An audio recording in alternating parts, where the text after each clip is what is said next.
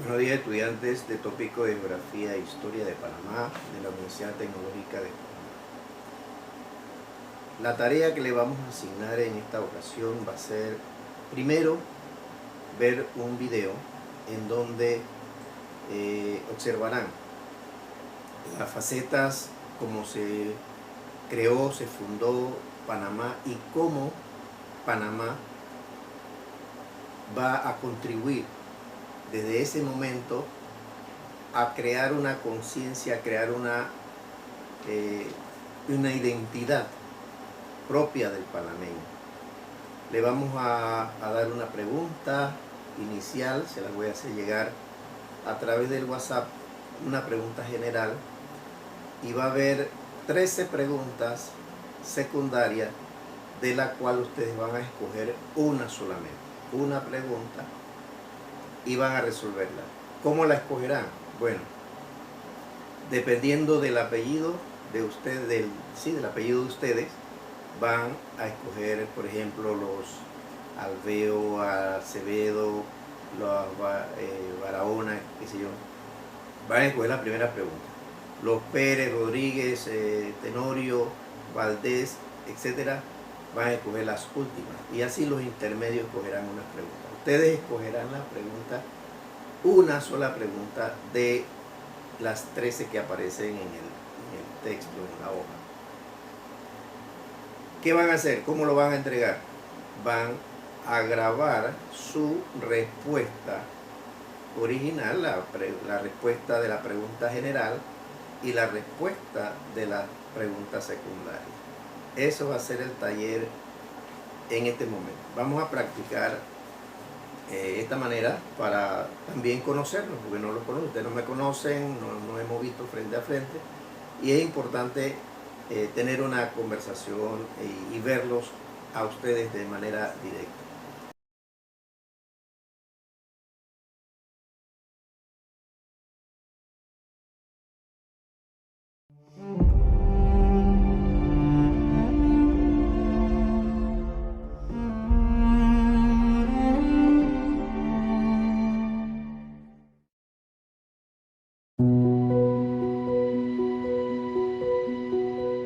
Estas son las ruinas de una ciudad fundada hace 500 años.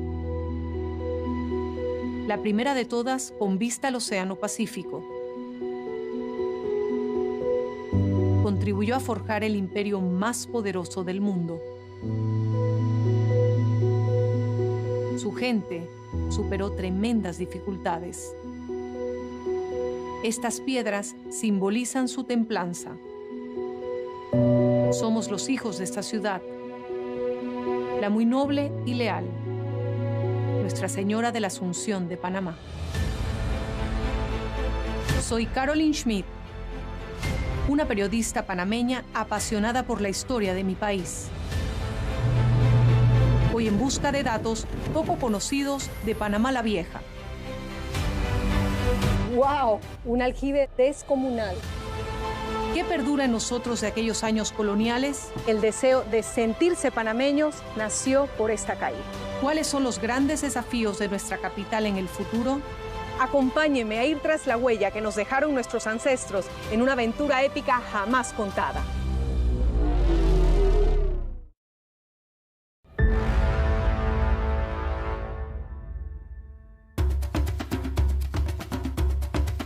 Señoras y señores, nos encontramos próximos a despegar, les recordamos. ¿Alguna vez te has preguntado dónde nació Panamá?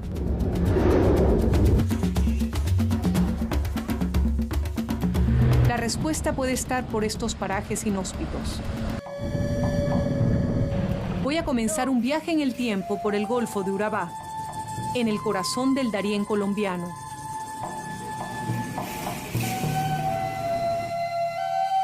¿Qué nos trae a este lugar tan apartado y peligroso?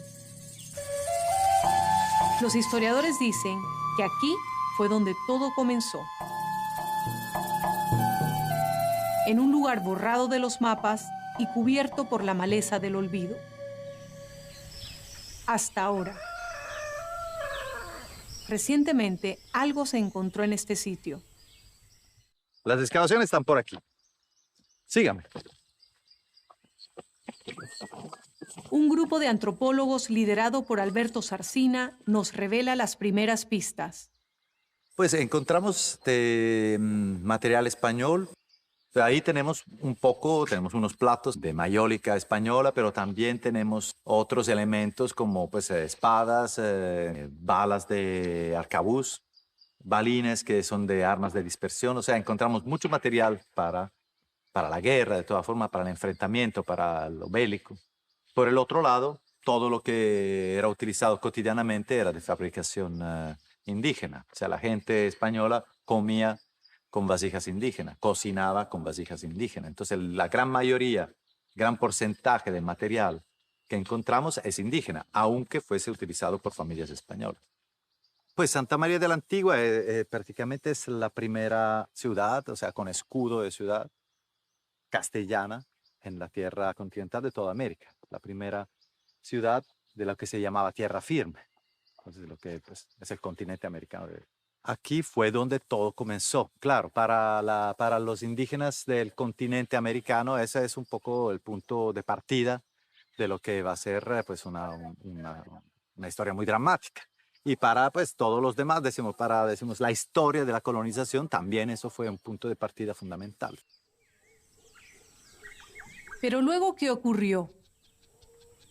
¿Por qué su nombre fue borrado de los mapas? ¿Por qué la historia de Panamá debe empezar en Santa María la Antigua del Darién? Hace más de 500 años, este sitio fue testigo de dos acontecimientos que marcaron el destino de Panamá para siempre.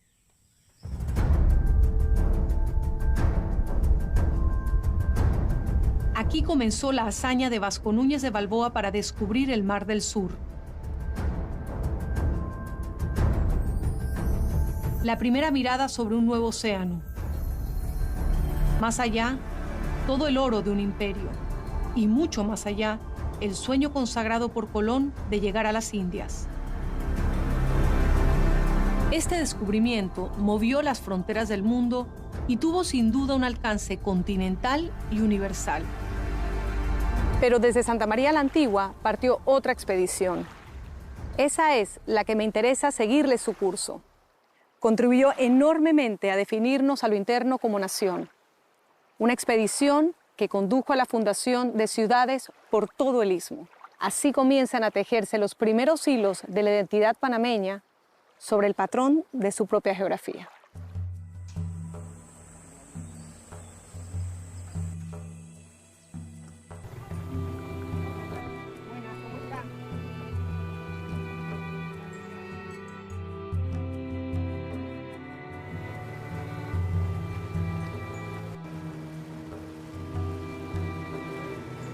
Los primeros años de la conquista no dieron los frutos que la corona esperaba. El fracaso en la búsqueda del tan ansiado paso hacia las Indias. La indisciplina, las lluvias torrenciales, las enfermedades y los abusos hacia los nativos hicieron ingobernables los primeros asentamientos. Santa María la Antigua no era ajena a esa realidad. De 22 buques desembarcan en Santa María 1.500 hombres y mujeres, soldados y artesanos de oficios diversos. También llega una pequeña delegación de la Alcurnia de Castilla, militares de alto rango, un obispo, algunos nobles e hidalgos. Una muestra de la sociedad española del siglo XVI. Es considerada hasta ese entonces la más importante y la más ambiciosa de todas las expediciones. La voz de un líder para semejante empresa, un hombre de temple y muy leal a su rey. Tenía un mote que daba fe de la estela de terror que dejaba a su paso. La ira de Dios. Pedro de Arias Dávila, o Pedrarias Dávila, nombrado gobernador de los nuevos territorios de Castilla del Oro.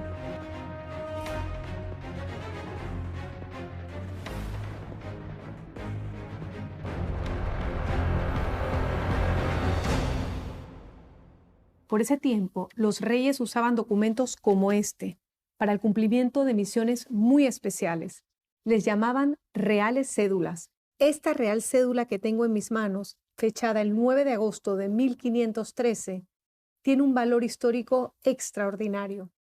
En ella, el rey describe con mucho detalle una serie de instrucciones dadas a Pedrarias para poblar y pacificar Castilla del Oro, investido como capitán general y gobernador de toda la provincia.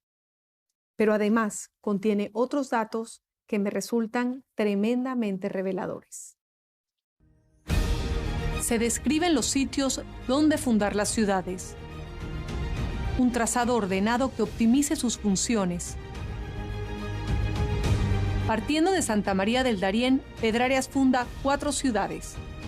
Panamá en el Pacífico, Nombre de Dios en el Caribe, Natá hacia Veraguas y Fonseca en lo que hoy es Chiriquí. Así queda dibujada sobre esta tierra la cruz axial. Son los caminos por los que empieza a transitar un vínculo comercial y cultural que marca el nacimiento de lo que hoy es Panamá. Así se consolida el paso entre los dos mares y el control político de la corona española sobre esta tierra. Pero vamos a lo que realmente nos interesa, la fundación de la ciudad de Panamá. ¿Por qué Pedrarias escogió este sitio? Es un misterio que trataremos de resolver. Se dice que su asiento original no fue donde se encuentran sus ruinas. Que la ciudad fue fundada no una ni 2, sino al menos 3 veces en lugares distintos. No sabemos exactamente dónde estaba situada la ciudad ese 15 de agosto de 1519. Lo que sí sabemos es que finalmente este fue el lugar donde quedó asentada. La primera ciudad perdurable del lado Pacífico. La capital de Castilla del Oro, Nuestra Señora de la Asunción de Panamá.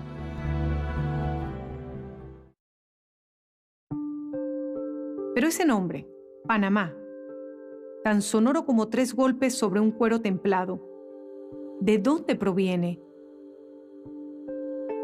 Se sabe que el teniente Tello Guzmán conoció una aldea de orfebres llamada con ese nombre.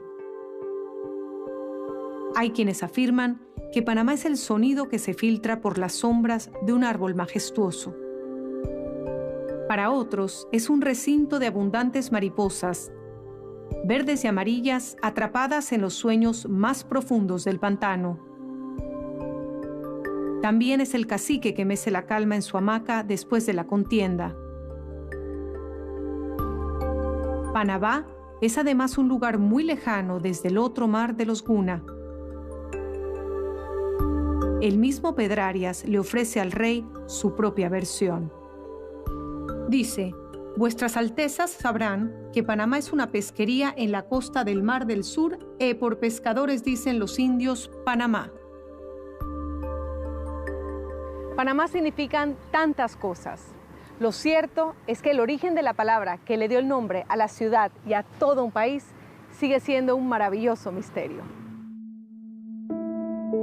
Para algunos, el sitio escogido por Pedrarias no parece ser el más indicado. Los vapores de las ciénagas son la fuente de un ambiente malsano. Un puerto poco profundo, siempre expuesto a los cambios en las mareas. Las aguas de sus ríos aledaños no son las de mejor calidad. Se hacen varias recomendaciones para mudarla. Sin embargo, se concluye que Pedrarias había escogido bien el sitio antes de fundarla. Ubicada al sur en la parte más estrecha del continente, ofrecía un poder estratégico notable. A 2 años de fundada, siendo aún un modesto asentamiento, ya se le confiere el título de ciudad con el nombre de Muy Noble y Leal. También se le otorga su propio escudo de armas.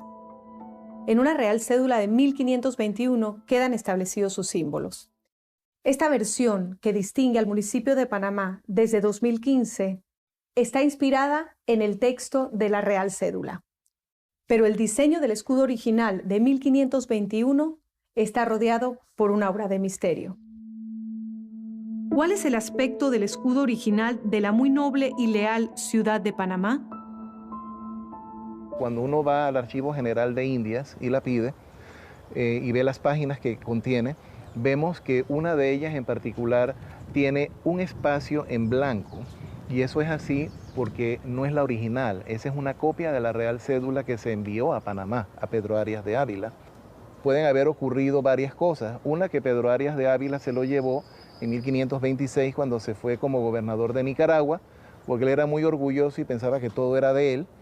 Opción 2, eso se quedó aquí y se perdió en alguno de los varios incendios que hubo en la ciudad, 1549, 1621. Mientras a Panamá se la adorna con su título y su escudo, ¿qué pasó con la primera ciudad de los españoles fundada en tierra firme? Profesor Candanedo, ¿qué pasó con Santa María la Antigua del Darién? Bueno, realmente hay una disputa descomunal entre Pedrarias y Balboa. Pedrarias traía las órdenes del rey y decidió no solo mandar a decapitar a Balboa, sino que dice, mira, me voy con mis bártulos y me los traigo aquí a este lugar, lo que hoy conocemos como Panamá Viejo. Y poco a poco se fue apagando la ciudad de Santa María. Mientras Santa María la Antigua del Darién desaparece de los mapas, Panamá muestra los primeros signos de un lento crecimiento. El descubrimiento del Perú trae noticias de un imperio colmado de oro.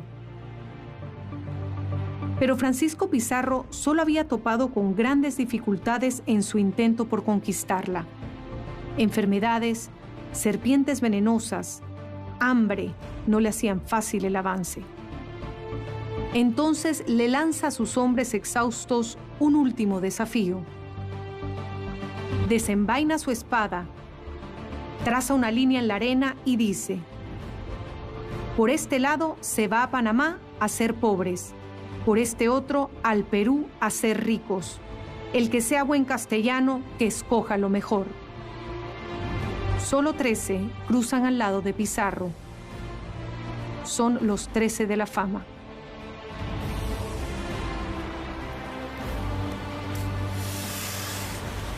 Los demás prefieren volver a Panamá y llevar una vida apacible. Uno puede imaginarlos arrepentidos al ver llegar del Perú un navío cargado con 50 toneladas de oro y plata. O quizá no, quizás muchos de ellos habrían muerto en el intento.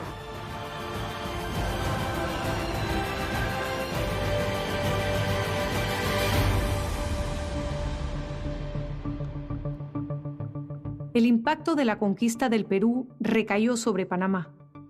Aquí se surten los barcos con los enseres necesarios para la larga travesía. En 1533, el gobernador panameño, Francisco de Barrionuevo, le describe al rey un asunto inquietante. Todos están alterados para ir al Perú. Apenas quedan 32 vecinos y no más de 500 indios. El deseo de continuar rumbo al sur haría de esta tierra un lugar de paso. Panamá sirve de posada a una población de tránsito permanente. Muchos encuentran razones para quedarse y echar raíces en esta tierra, aprovechando sus ventajas comerciales. En pocos años, la población aumenta y adquiere fama de ciudad rica y opulenta. Conforme la ciudad crece, se erigen las obras que componen su paisaje urbano. Lo que queda de ellas se puede admirar en el conjunto monumental histórico de Panamá Viejo. Acompáñenme a hacer un recorrido y descubrir juntos su huella permanente. Empecemos por la entrada a la ciudad que comunica con el Camino de Cruces. Esta ruta iniciaba en Portobelo. Continuaba hasta el pueblo de Cruces navegando el río Chagres. De allí el camino por tierra hasta llegar a la ciudad.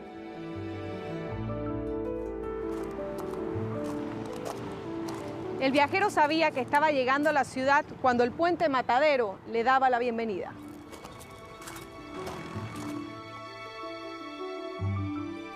A pocos metros de cruzar el puente del Matadero, encontramos el Fortín de la Natividad. Era una pequeñísima defensa que apenas albergaba a 12 soldados y 4 piezas de artillería. Caminar por esta calle debió aliviar la fatiga del viajero, luego de 5 días que tomaba cruzar el istmo desde Portobelo.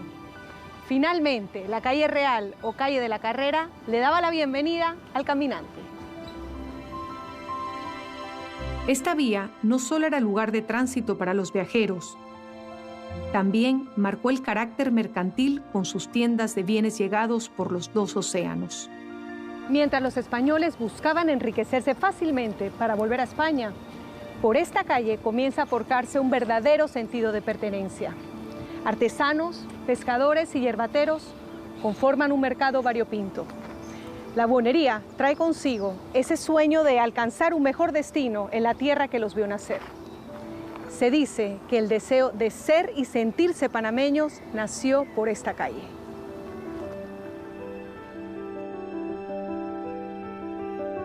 A lo largo de esta calle se erige una serie de conventos.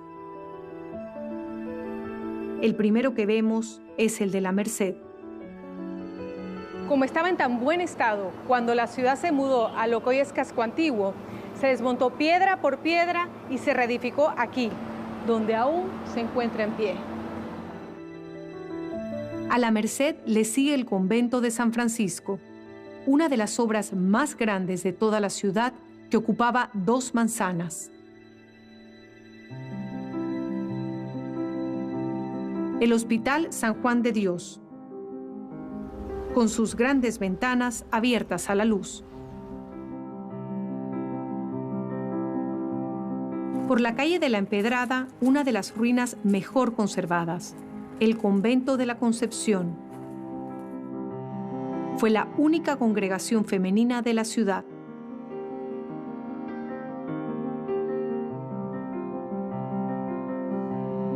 Junto al convento de las monjas hay una obra de las mejores de su tiempo. Mantuvo sus secretos guardados por varios siglos hasta que un grupo de arqueólogos panameños los reveló a la luz. ¡Wow! Un aljibe del tamaño descomunal. Es una especie de tanque subterráneo con un sofisticado sistema de canales. Era capaz de recolectar y almacenar hasta 124,000 litros de agua de lluvia. Una obra de ingeniería hidráulica de las mejores de su tiempo.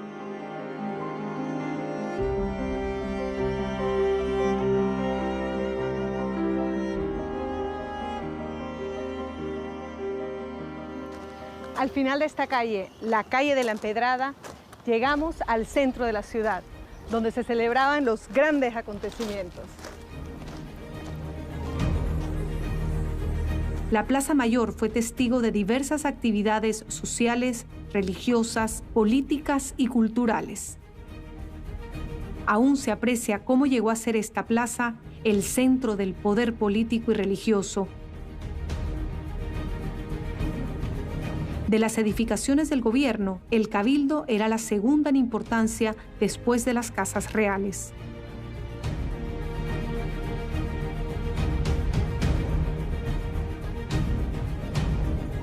De todas las ruinas de Panamá la Vieja, la catedral es la mejor conservada. Su torre se ha mantenido en pie como un símbolo de su tiempo.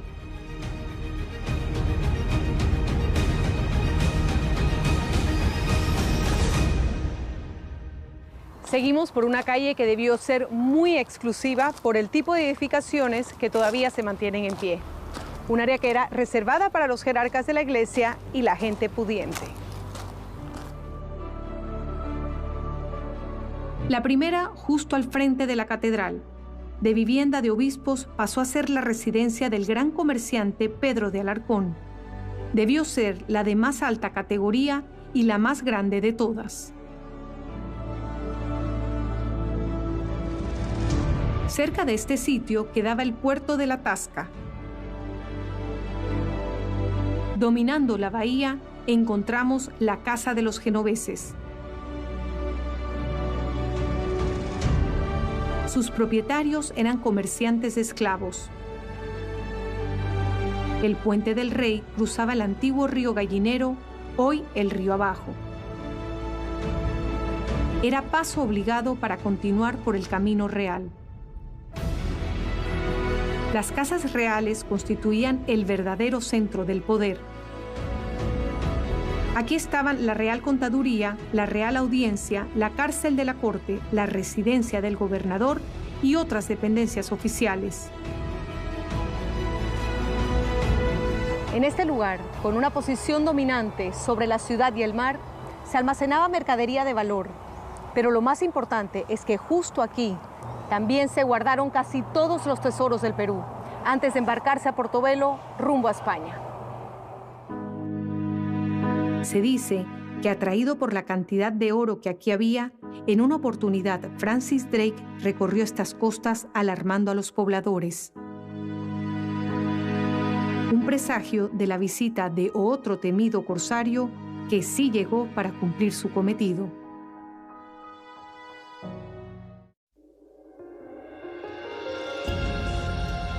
Estas obras son la evidencia más palpable del primer momento colonial de Panamá. Sus habitantes compartieron creencias, alegrías y angustias. Me pregunto, ¿cómo fue la vida cotidiana detrás de estos muros? Documentos afirman que Panamá llegó a ser la ciudad más cara de todas las Indias occidentales.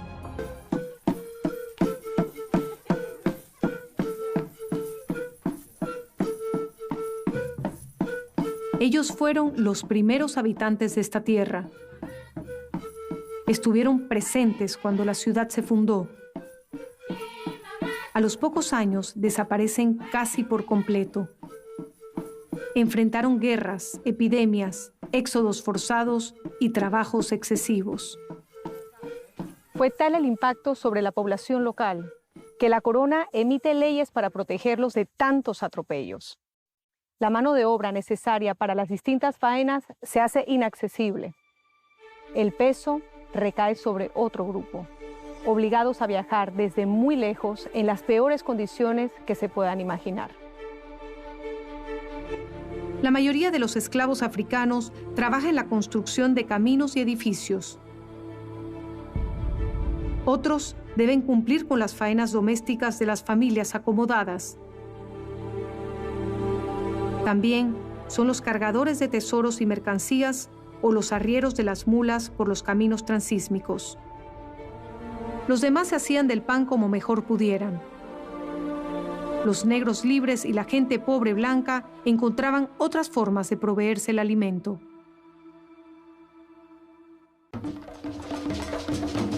Un grupo se subleva y reacciona en forma violenta contra la esclavitud. Fugarse a las montañas, asaltar poblados y las rutas por donde cruzan los tesoros era una manera de alcanzar la libertad.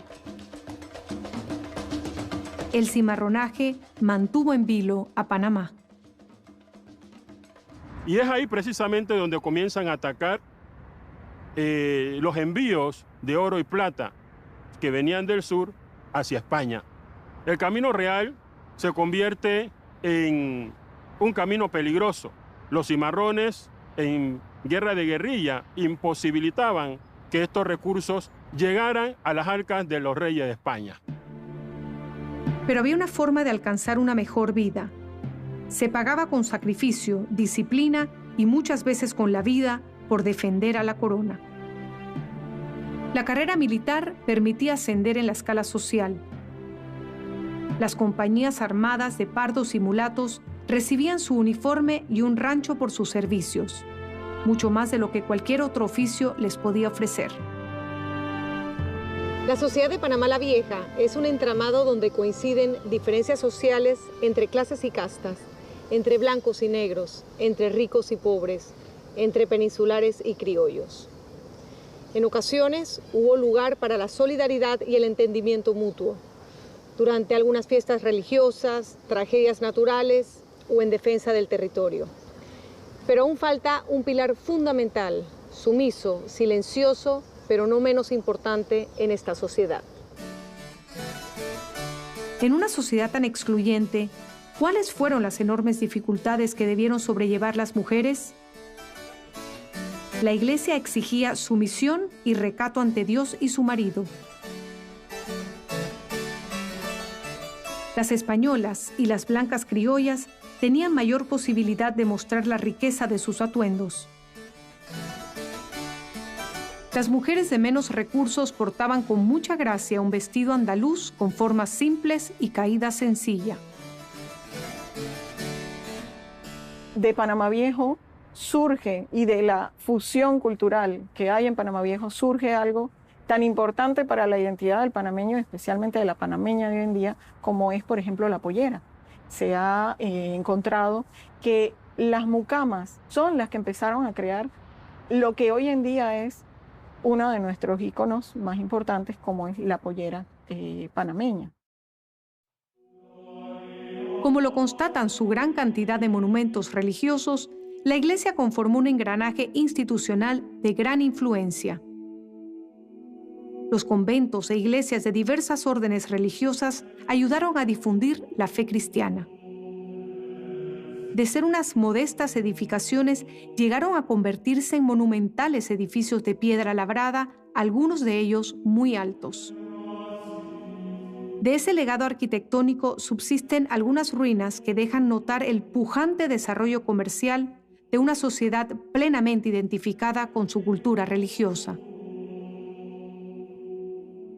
Padre, ¿cuál fue la influencia de la Iglesia Católica a los moradores que vivían aquí en Panamá la Vieja? Fue una influencia bastante prominente, dado que las principales congregaciones religiosas que habían comenzado a tener presencia aquí en América, tanto los carmelitas como los franciscanos, los jesuitas, los dominicos, fueron haciendo su presencia, primero en el sentido de evangelizar a los primeros indígenas que estaban acá. Y luego, después de eso, el objetivo fue ser sede para las expediciones a otros lugares. Entonces, para ellos, las procesiones, los rosarios, todas esas devociones populares se fueron intensificando. Habían cofradías en donde participaban.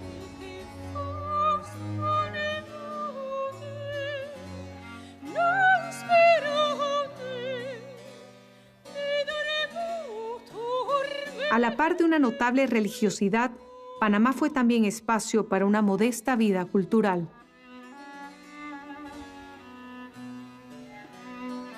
La música barroca llegó a interpretarse en la Catedral de Panamá acompañando los oficios religiosos. El templo disponía de un órgano proveniente de Europa. Uno puede imaginar las dificultades para transportar semejante instrumento a través de la selva. Sus melodías hacían vibrar estas piedras con hermosas alabanzas a Dios.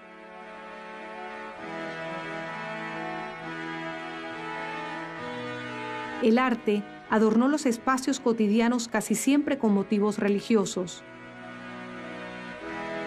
Quiero preguntarle al historiador Mario José Molina sobre la influencia del barroco en la vida de los panameños. El barroco, pues, va a caracterizar el siglo XVII, cuando verdaderamente hay mayor evolución urbanística en la ciudad de Panamá. Yo podría decir que la ciudad de Panamá la Vieja era una ciudad del barroco y del transitismo.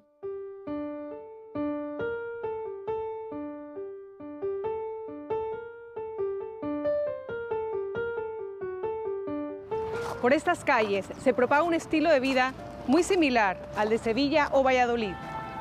Sin duda, lo que ocurre en España influye notablemente en los gustos locales.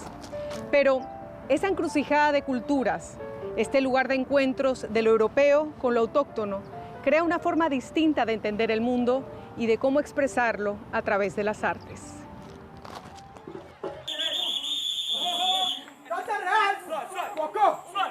Durante el Corpus Christi ocurre un increíble fundido de culturas. La Eucaristía se celebra con un baile expresivo y violento. Aquí se narran dolorosas historias que nos evocan el comercio de esclavos. El desahogo está en estas coplas que son una burla a sus amos. El baile de los congos, sembrado por siempre en Portobelo, proviene de estos primeros tiempos coloniales.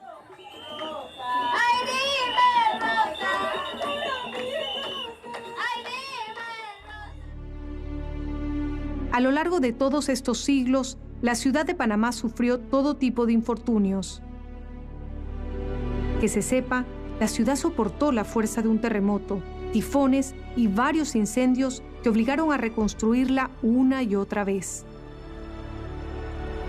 Pero aún faltaba el ataque más despiadado de todos, tan violento que la ciudad nunca jamás volvió a renacer en el mismo lugar donde Pedrarias la había fundado.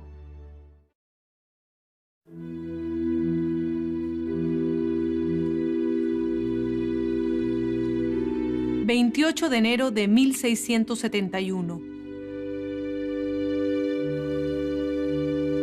el día que Panamá la Vieja nunca más pudo levantarse de sus cenizas. Algunos testigos que sobrevivieron creen que se debió a un castigo de Dios por sus pecados.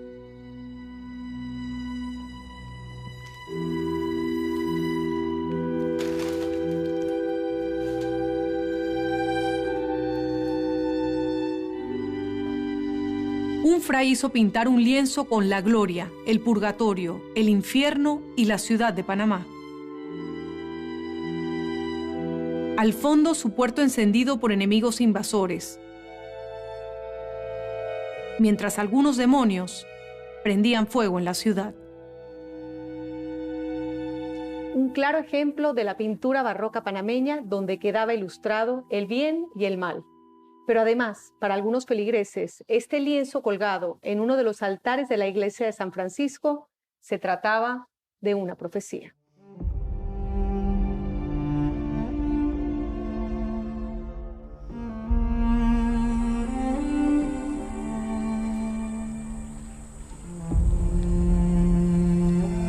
El 6 de enero de 1671, un filibustero galés irrumpe la calma del Caribe panameño.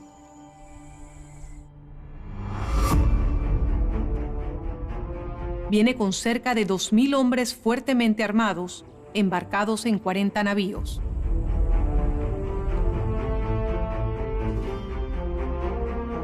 Henry Morgan y su ejército corsario atacan Portobelo y el castillo de San Lorenzo en Chagres. Era el comienzo de un plan de ataque que lo llevaría a atravesar el istmo para tomarse la ciudad de Panamá. Pero, ¿cuál era el motivo principal que tenía Morgan de invadir la perla del Pacífico? ¿Era solamente el oro y otros tesoros? En realidad, Morgan no vino exactamente para saquear. Eso estaba en los planes. Sin embargo, a él se le dio una instrucción y una carta o patente de corso para atacar a los enemigos de Inglaterra en el Caribe. Él decidió atacar Panamá y entre las instrucciones estaba que cuando atacara la plaza, la tomara y le prometiera misericordia a los habitantes y les juraban lealtad a la corona inglesa. Así que en realidad el saqueo seguramente se habría dado, pero esa no era la intención. Los corsarios parten del fuerte San Lorenzo rumbo a Panamá. Navegan por el río Chagres hasta llegar al poblado de Dos Brazos, donde son observados por vigías españoles que dan la voz de alerta. Se toman Barro Colorado, la primera de las barricadas españolas que encuentran quemada y abandonada. Dejan el río por su bajo caudal y prosiguen a pie. Al llegar a Venta de Cruces, los piratas lo encuentran en total abandono.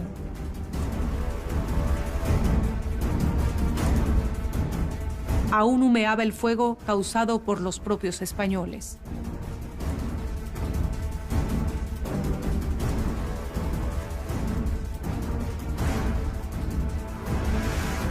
El avance prosigue a Guayabal. En el camino encuentran el primer intento de resistencia armada española que no logra detenerlos. Alrededor de 1.200 piratas toman posiciones cerca de un cerro desde donde pueden ver la ciudad de Panamá.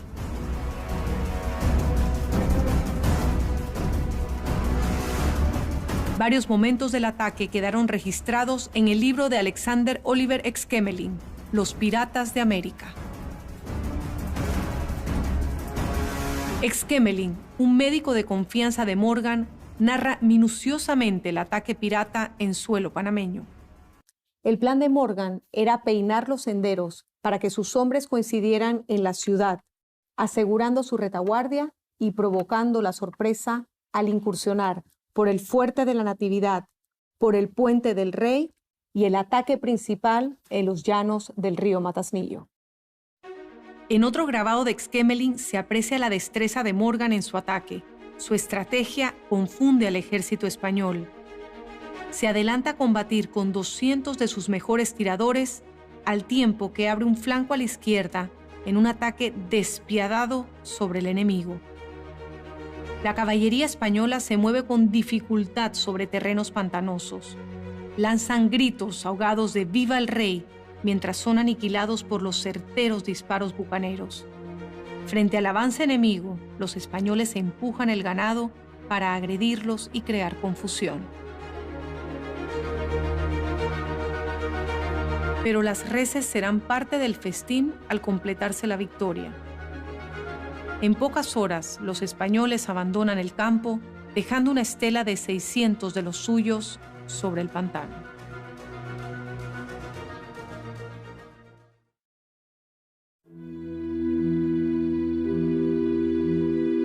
Se dice que este lugar, el convento de la Merced, fue la guarnición de Morgan y sus hombres, antes de ordenar su marcha final sobre la ciudad. El caos y el terror reinan por las calles. El paso de los piratas se hace indetenible. El pánico provoca la estampida. Todos quieren huir del horror que les espera. Demasiado tarde. La ciudad está bajo el control de los piratas. Apenas comienzan los primeros saqueos cuando las llamas se propagan rápidamente por toda la ciudad. Pero si hay evidencias de que los corsarios trataron de socavar las llamas, ¿realmente fue Morgan quien lo inició? Después de haber perdido la batalla de Matasnillo contra los piratas, el gobernador dio una orden de incendiar el polvorín. El polvorín era el lugar donde estaban las pólvoras, armas y demás municiones. Y esta explosión es lo que causa el incendio dentro de la ciudad. La destrucción continuaba su marcha indetenible. La ciudad en llamas era el telón de fondo de la tragedia que estaba por comenzar. Al aplacarse el fuego comienza el verdadero festín de los piratas. Nada podía detener tanta crueldad, ni salvar el honor de las mujeres, ni socorrer a los heridos.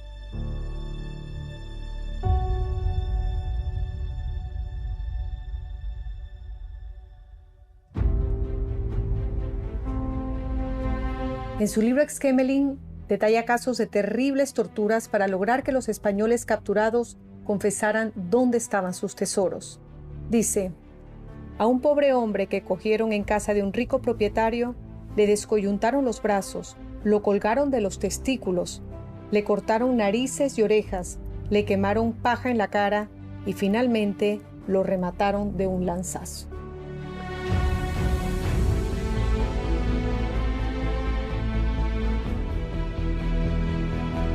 Se ha contado casi como una historia de novela que entre los tesoros más valiosos hubo uno que los piratas nunca pudieron hallar. Se les atribuye a los monjes agustinos haber evitado que quemaran este altar para llevarse su oro revestido. Los monjes lo habrían cubierto con cal como si fuese a ser pintado para ocultar el oro. Al ver Morgan la estructura blanca, habría donado jocosamente una bolsa de oro. Que lo adornasen bien para celebrar el oficio post-mortem de Panamá. Pero tras varias investigaciones, se ha podido comprobar que el retablo mayor de San José es de un estilo barroco posterior al ataque de Morgan. Lo que pone en duda que el episodio del altar de oro sea cierto. La leyenda del altar de oro nos ayuda a entender por qué la descripción de Exquemelin fue rechazada por los españoles y por varios historiadores. Que no fueron tanto los daños, ni los muertos, ni el botín, como si la pérdida de una ciudad completa fuese poca cosa.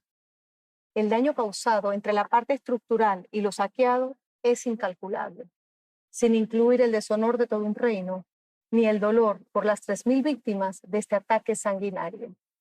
Se cuenta que la reina de España lloró desconsoladamente al conocer que había perdido a su perla del Pacífico.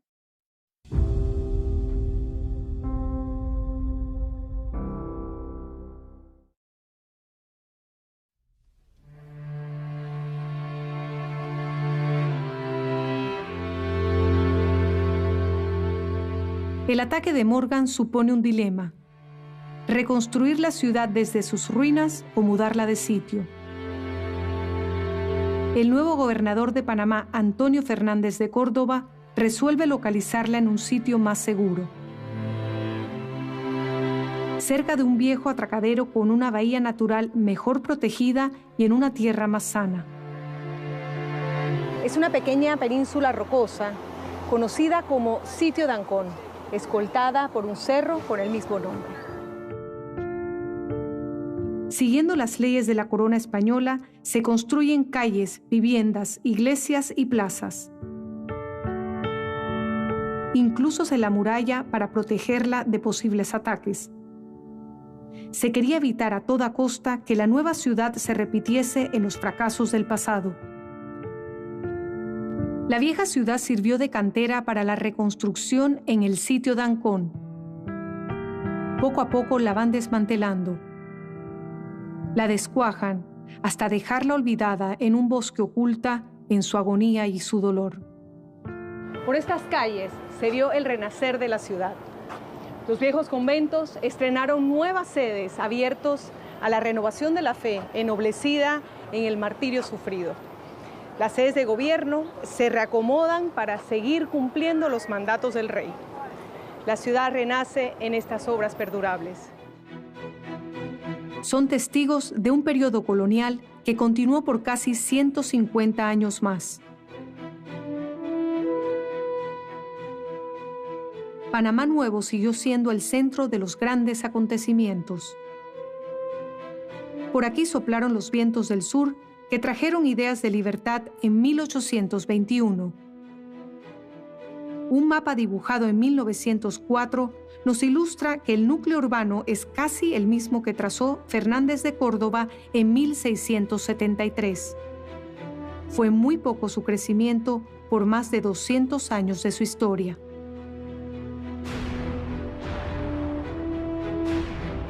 Pero a partir de 1904 comienza un crecimiento vertiginoso. Miles de trabajadores buscan asiento y acomodo en la ciudad. Los barrios del Chorrillo, El Marañón y Caledonia crecen súbitamente. La nueva república exige nuevos palacios y edificios donde gobernar. Belisario Porras decide afianzarla e impulsa su crecimiento más allá. El barrio La Exposición es un símbolo de la modernidad y el progreso. Las clases ricas dan un salto sobre los nuevos barrios, propiciando un ensanche mayor. Allá esperan dormidas viejas haciendas como Vista del Mar o Bella Vista. Y más allá van naciendo San Francisco de la Caleta, La Carrasquilla, Pueblo Nuevo de las Sabanas y Río Abajo.